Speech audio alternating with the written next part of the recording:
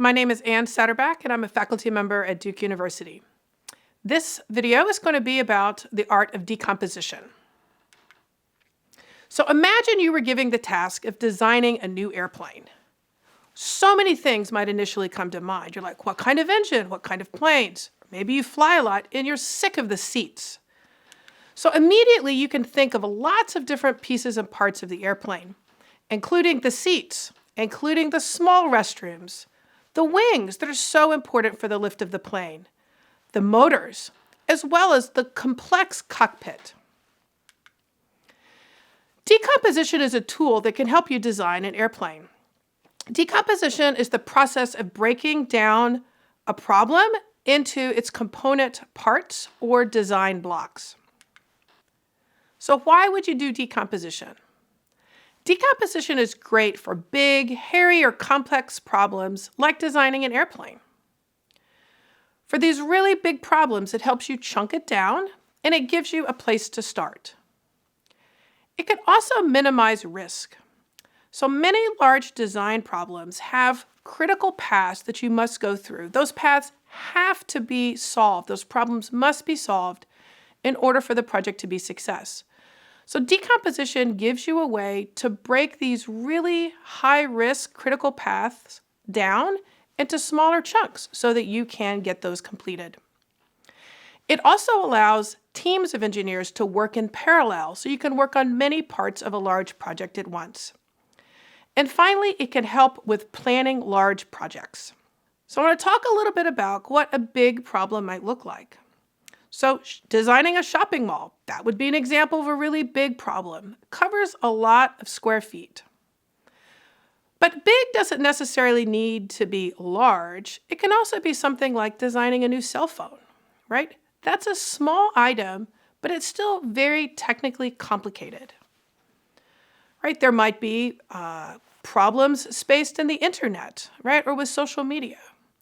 Or as we'll discuss in one of the later videos, solving the problem of the Rainforest X Prize. Now, as we talk about decomposition, we're going to start with these really large projects or problems, and we're going to break them into smaller chunks. And we'll talk about how to do that in some of the videos. But once you break these apart, you're going to have smaller, what we call design blocks. So more tractable design problems that you and a team can solve. Again, once you break these projects down, again, the problems are going to be more tractable and you know what tasks you need to complete. It will give you a place to dig in and start on the project. So one of the advantages that decomposition gives is that it allows teams to tackle different projects. Now, often when you're working in an engineering firm, there'll be different people who have different levels of expertise. You may have mechanical or chemical or electrical or industrial engineers on your team. So when you separate these large problems into their design blocks, you can give projects to people who have the expertise and the specialty in order to solve those problems correctly. Again, you can align with specialized skills to make sure that the project is completed successfully. As we go through different forms of decomposition, I'm going to try to relate them to how it will help you get started in tackling a complex design problem. And we're going to align decomposition with many steps in the engineering design process, including prototyping, brainstorming ideas, as well as decision matrices. And again, when you're using decomposition, you will be able to reduce the risk to ensure a successful completion of the project. Now, we've talked a lot about breaking things up, and again, the videos we're going to talk about how to do that in different ways. But it's really important that as you're decomposing a project, you need to think also about synthesis, about bringing things back together, right? Because if you just design the wing of the airplane and you don't think about how it connects to the rest of the plane, or if you just think about the bathroom without thinking about where the seats are placed, right, that will not work. You will not be able to pull this design project together. So this idea of synthesis, or bringing things back together, is critically important. This requires that teams constantly coordinate and communicate. They have to communicate around technical ideas, around decisions, and particularly around interfaces, where one part of a project may touch up against or impact a different part of the project. And again, for all of these things, communication is very critical. That's going to mean talking to people, sharing drawings, and maybe even sharing your calculations. So there are 4 different types of decomposition that we're going to be discussing. The first is functional, the second structural, the third pathway or process decomposition, and the fourth is what we call task decomposition, which really aligns most closely with project planning. So as a brief overview, functional decomposition is when you break a project down by function, right? So the goal here is to list all of the separate functions, and then you design to meet all of those identified functions. A picture shown here is that of a toaster, right? So if you're designing a toaster, you might need to think about the functions of a toaster, like it heats bread, right? It presents it to you in a way that you can remove it once it's toasted.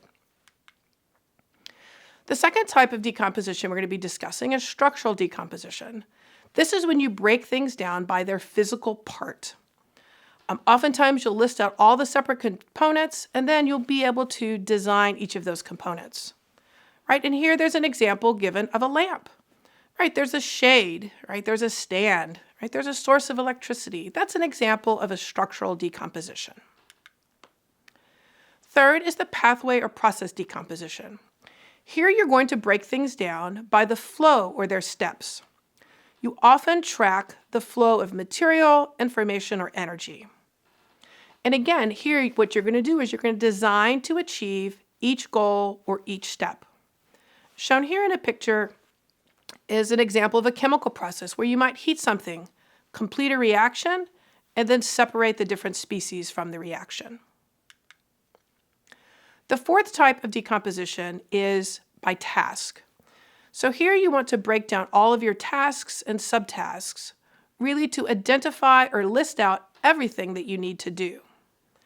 Once you complete this type of task decomposition, you can put that into some type of project plan, which ensures that your team stays on track. Now, there are a number of pitfalls when you're doing decomposition. One is that when you're first getting started, it can be very confusing or futile, right? You're just creating all these ideas and you don't really know what to do with them. Sometimes decomposition can yield solutions that can't be reintegrated, right? So if you take decomposition too far and you fail to do the synthesis on a regular basis, you may end up with parts that can't be put back together to form a complete solution. And sometimes, as we're going to discuss here in a minute, too much decomposition can actually give you a solution even though that was not your initial intention.